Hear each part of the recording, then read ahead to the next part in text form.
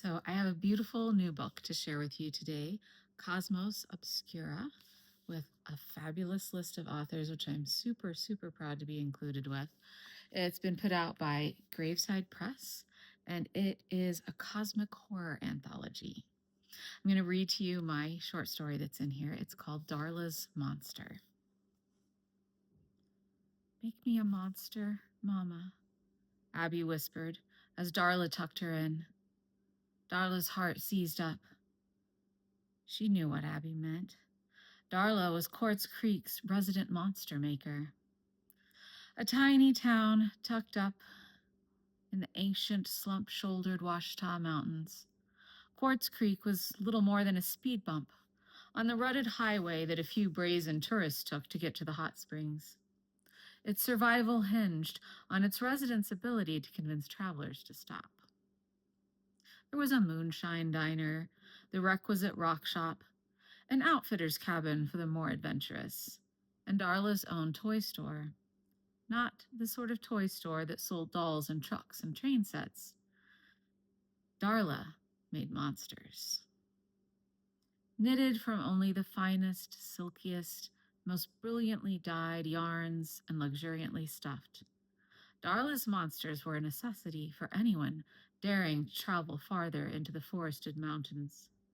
Or so the sign proclaimed, and most tourists happily chose to believe. It had become something of a social media craze. Photos of their own personal Darla's monster perched on the dashboard, guaranteeing their safe passage on a road haunted with massacred native peoples, escaped slaves, unrepentant moonshiners, and even the more recent victims of a 1980s serial killer who'd never been caught. And Darla knew why Abby needed a monster of her own. Okay, baby, she whispered back, forcing a smile she hoped looked reassuring. She tore a cotton ball in half and squeezed the pieces into her daughter's ears before kissing her on the forehead. Maybe Dale wouldn't come knocking tonight. But maybe he would. He still had a key. Darla hadn't been able to get away to the city to buy new locks yet. She couldn't afford to close the shop before tourist season slowed down. She had a deadbolt, at least, though she didn't think he'd hesitate to break a window or kick down a door if he really wanted to. Of course, even that wouldn't really be necessary. She couldn't afford to run the swamp cooler 24 hours a day. Most of the time, the only relief from the sticky, oppressive heat was open windows and buzzing fans. Their only real protection against him was the rifle she kept over the door, but a woman had to sleep sometime. And she was tired. So tired. But it was only 8 o'clock.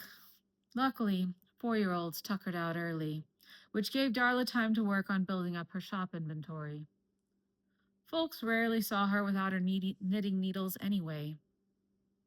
She was always working, sitting behind the counter at the shop waiting for the next car to stop, in the hard wooden pew at church on Sunday, at the rundown town park, watching Abby play on the rusted steel toys.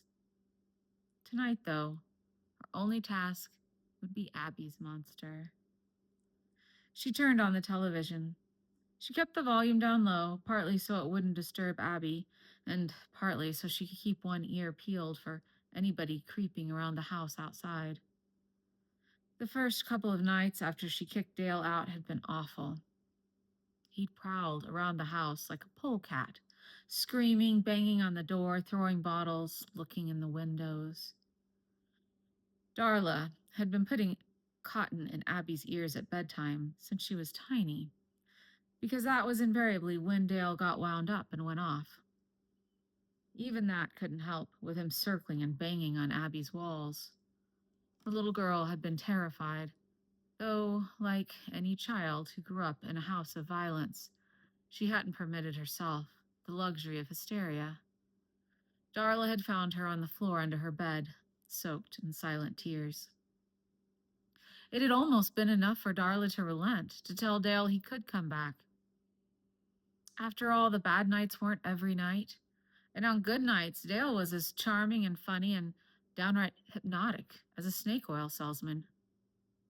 And he was Abby's father. Once upon a time, Dale and Darla had been the sweethearts of Quartz Creek. Almost every day since the breakup, someone or other came into her shop to tut-tut or shake their heads sadly over her broken home. The preacher was coming over for a good talk, he'd said, but she'd managed to be too busy so far. Most of them, she told herself generously, had no idea what happened behind their closed doors. Dale was always careful not to leave a mark where it showed or break a bone. But Thimot knew. Dale's friends and her family saw that scary flash in his eyes and had watched how liquor brought out his beast. Didn't seem to care. Not enough, anyhow. And that last night, Darla shuddered thinking about it. He must have seen the resignation in her eyes. She knew what was coming, and she only managed to summon dread instead of the terror that delighted him. So he'd threatened to wake up Abby, to drag her out of bed and ask her what she thought of her whore mother. That had been Dale's fatal mistake. Darla could lie to herself as long as Dale kept his terrorizing to her.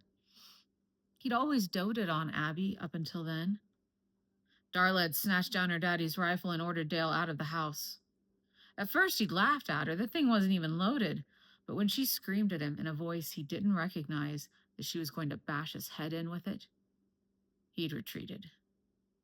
And it was loaded now. Darla picked her yarns first. Blue was Abby's favorite color, so she chose sapphire and midnight, silver and aquamarine. She closed her eyes, resting her hands on the soft materials, and let her mind drift away. Let the chatter of the television become nothing more than the ripple of a creek or the murmur of the wind. She waited for the monster to appear in her mind. She didn't see the face that peered in the curtainless kitchen window, its glass set much too high above the ground for any person to reach. A face riven and creased and gray, like the bark of an old cottonwood tree, its eyes burning like swamp lights. She didn't hear Abby, eyelashes smudged and shadowy on cheeks flushed with sleep, humming the tune to a lullaby Darla didn't know. Darla started knitting. Abby stared at the stuffed monster whose ridiculously long, spindly legs wrapped around her cereal bowl the next morning, her expression confused. The monster stared back, its X-shaped eyes and wobbly smile seeming to search for acceptance. A broken red heart was emblazoned on its blue chest, which was covered in lumps and bumps like tree burls. "What is it?" Abby asked. "It's your monster," Darla replied, fighting back tears. Damn it. Every little thing made her cry these days. There was no reason for her daughter's disappointment to feel like a kick in the belly. So what if she'd stayed up half the night making it? Abby was 4. Maybe she'd pictured something different. Darla could just put this one on the shelf in the shop and let Abby pick the one she wanted instead. It wasn't as if her daughter was rejecting her. Darla turned away to pour orange juice and swiped at her eyes. "No, Mama," Abby said, speaking slowly as if she were a teacher explaining something very simple to a rather slow child. "I wanted you to make me a monster, not make me a monster." Darla definitely needed more sleep. "What?" Abby beat her little chest emphatically. Me! Me! I want to be a monster." "Oh, Abby." Darla laughed a little, then straightened up quickly when she saw her daughter's earnest face. "Why do you want to be a monster, honey?" "Monsters keep people safe. That's what your sign says. They keep people safe from baddies and make sure they always find their way home." Oh, that hurt. Her poor baby. Darla crouched down by Abby's chair and pulled her into her arms. I'm your monster, honey. I promise I'll keep you safe. And you are always home with me, wherever we are. Okay, Mama. Abby's voice was muffled against her shoulder, but Darla knew when a 4-year-old was patronizing her. She gave her one more fierce squelch and let her go. Now eat your cereal. I need to get you to Miss Lou's and open the shop. Darla could have kept Abby with her all day at the shop, and she did have a little room set up there with toys and books. But she liked knowing Abby had friends her own age to play with, so last summer she'd started sending her to Miss Lou. At least Miss Lou was one of the few folks in town who wouldn't give her any grief about kicking Dale out of his marital home. Miss Lou had always only ever been a Ms., and everyone knew she was a little more modern than other Quartz Creek residents. God only knew why she stayed in the town. Although her roots went back deeper than most anybody else's, Darla figured. Miss Lou was descended from the Freemen, the black slaves the Cherokee had brought with them on the Trail of Tears. Darla wasn't even sure how old she was. Miss Lou might have been 40 or she might have been 70. At any rate, children loved her, women listened to her when the preacher wasn't looking, and most men feared her. She lived her life on her own terms, and Darla had no qualms about leaving Abby with her. Dale's mama didn't approve, but that was nothing new for Darla. Darla was surprised to see Abby tuck the new stuffed monster under her arm when she slid out of her chair to go brush her teeth, but she didn't say anything. Maybe Abby had decided to take some comfort in the creature after all. A little grin curled Darla's mouth to see the long, silvery blue legs trailing behind her daughter. 20 minutes later, Darla handed Abby's lunch sack for the day to Miss Lou. Abby had already squeezed past the older woman's broadly planted legs and raced, squealing, to join her friends in the backyard. Darla's heart lightened to see her daughter shed her fears so easily. Abby was going to be okay. She was doing the right thing. But Miss Lou frowned, seizing Darla's chin to stare imperiously into her eyes. You got new trouble, girl? She demanded. No, Miss Lou, no new trouble. Just the same old trouble, and I'm getting rid of it. Everything is going to get better. Miss Lou dropped Darla's chin and shook her head. You ain't alone, Darla. The old mother's with you. That means new trouble. Uneasiness skittered across the hair on Darla's arms, light as a water skimmer dancing over a creek. The old mother? Darla knew who the old mother was, of course. Everybody in these parts did. Some tangled combination of Irish and Cherokee folklore and modern-day superstitions. She was as likely to embody destruction as she was salvation. Impossibly tall, with a weirdly folding body that looked just like a cottonwood trunk in the moonlight. She was regularly spotted in the flashlight beams of folks stumbling home late from the diner, or in the fog-bleared gazes of early morning fishermen. Her appearances always seemed to coincide with some tragedy, so whether she helped or hurt, nobody wanted to see her. Miss Lou nodded heavily. Look behind you. Darla drew a deep breath and turned. Slowly. Her air whooshed out in an unsteady laugh. There was nothing behind her but the empty highway, its tar already melting in the hot summer sun, and beyond that, a stand of trees.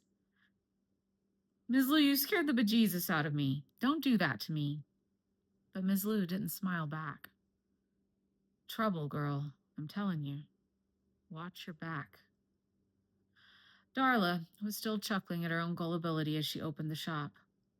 There was nothing new in the trouble she had, and while she might not enjoy it, at least it was familiar.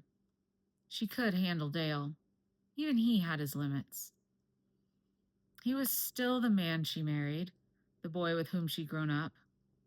He had an ugly side she wasn't going to tolerate anymore, and once he came around and accepted that, things would calm down.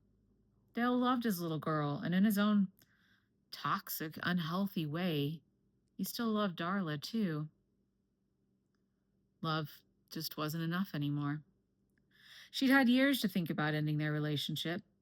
Every time he threw her against a wall or kicked her in the ribs or screamed in her face.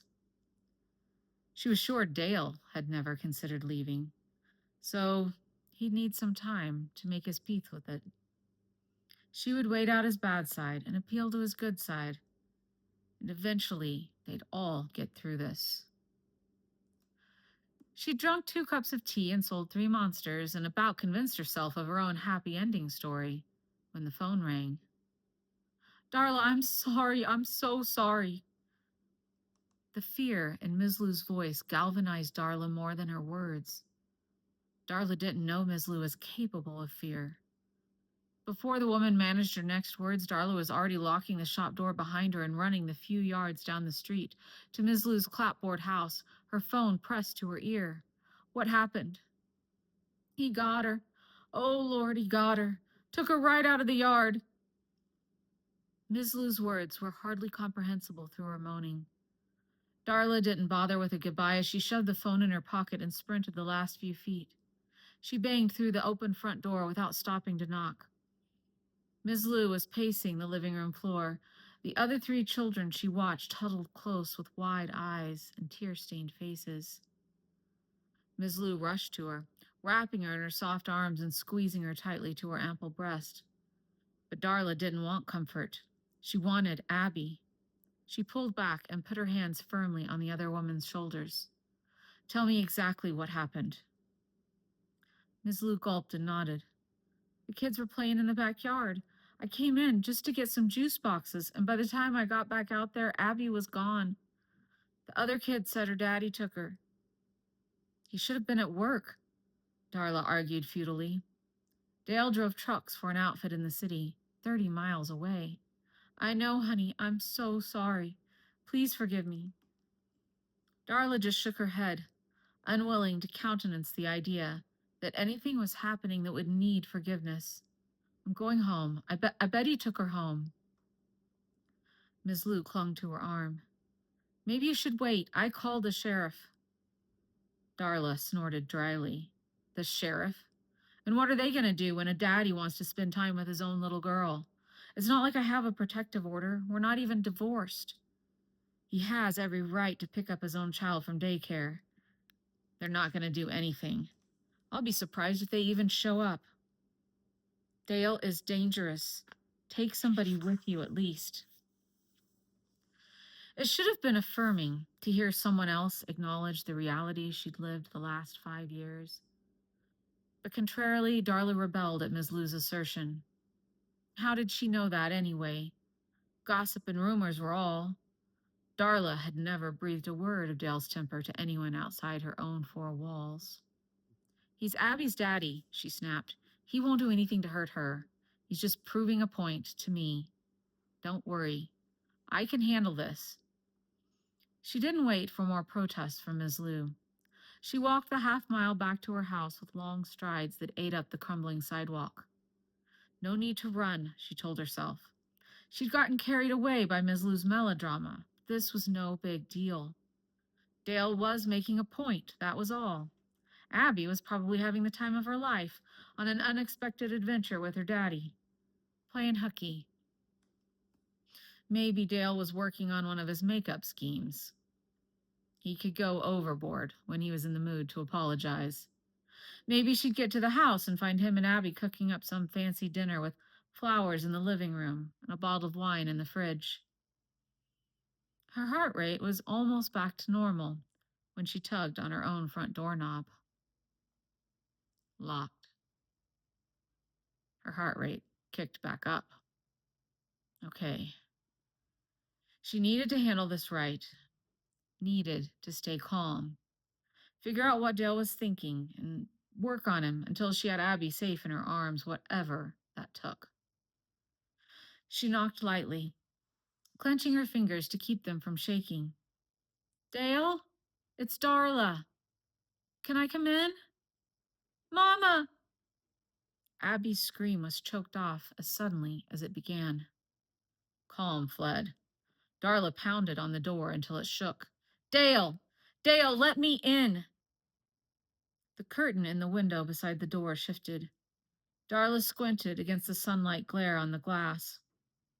Her knees nearly buckled when she saw Dale standing there, with her daddy's rifle draped casually over his arm, a lazy grin on his face. I don't think so, honey, he said. Doesn't feel so good to be the one locked out, does it? She clasped her hands. Dale, Dale, please don't do this. You don't have to do this. We can work things out. We've known each other our whole lives. We can figure this out. Just please come out.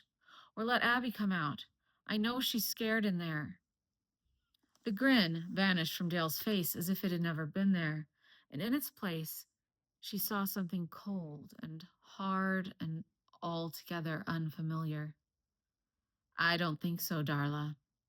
I'm done being played by you.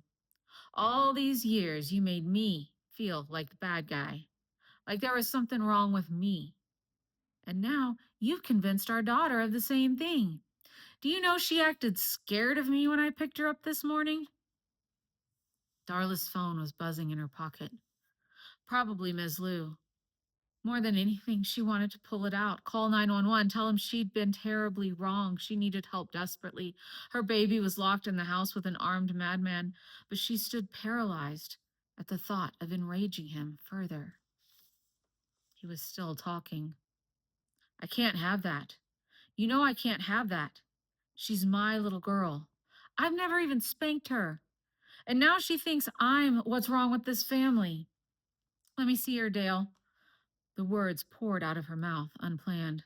Let me see her for a minute. Oh, sure, no problem. Dale turned and motioned behind him. Your mama wants to see what she's done.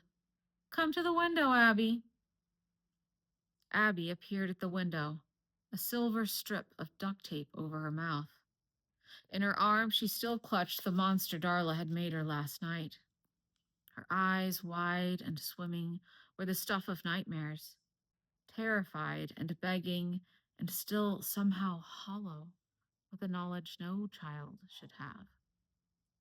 Darla stumbled up the porch steps and rushed toward the glass, her hands outstretched, but Dale tilted the rifle ever so slightly so that it pointed straight at Abby's head. I don't think so. Back yourself up. Go sit down, Abby. Darla scrambled back as quickly as she could. Don't point that at her, Dale. Point it at me. I'm the one you're angry with, not her. You love her. You don't want to hurt her. You're right. She's not the one I want to suffer. She won't feel a thing. You're the one who'll have to live with the knowledge of what you've done. Behind her, Darla heard the wail of police sirens. Ms. Lou must have convinced the sheriff to take her seriously after all. The curtain dropped, and Dale disappeared. Darla flung herself back up the steps and pounded on the door. Dale, no, no! Dale, don't do this!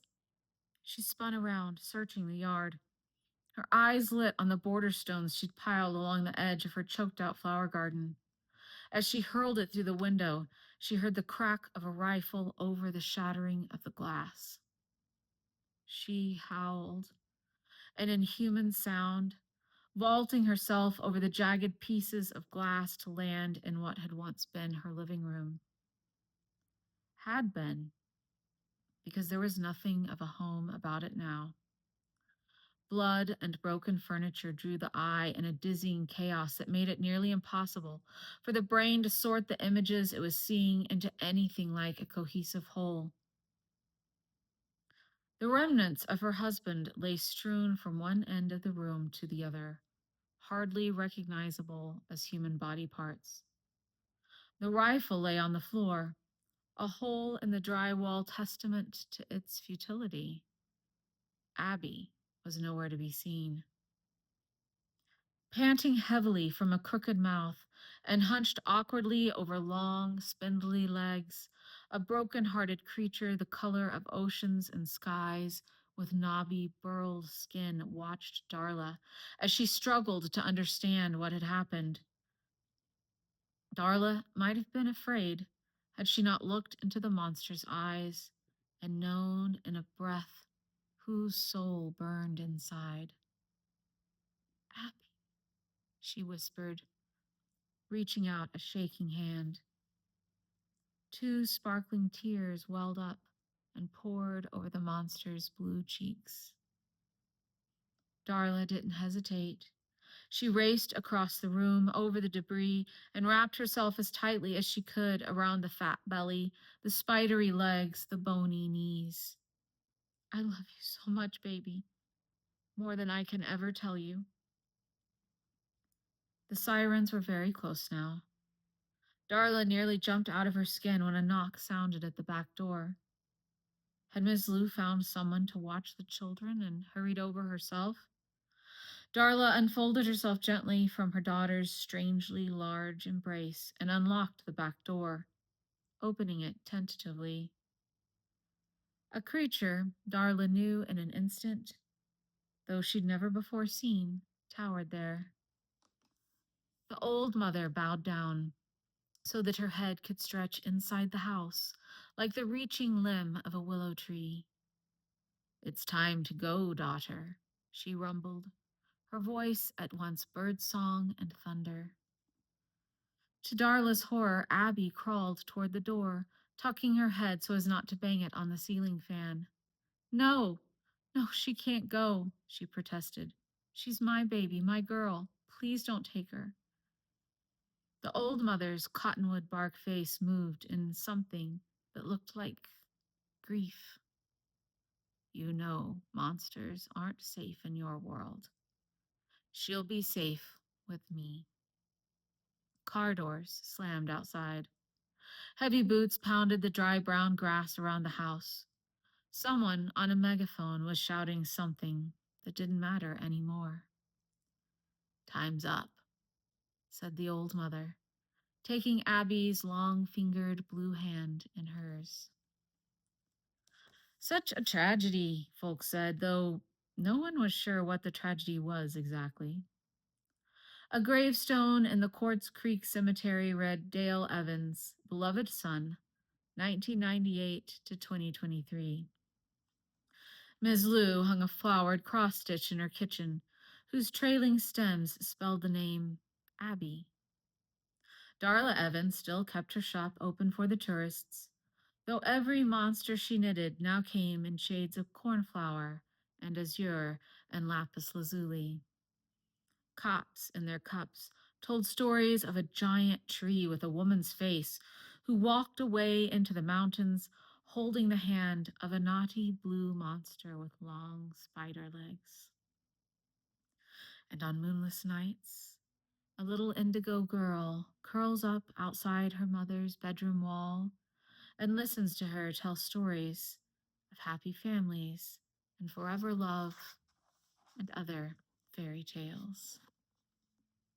Cosmos Obscura. Many thanks to Graveside Press and to all of the other authors who contributed their fabulous and fearsome tales to this mix.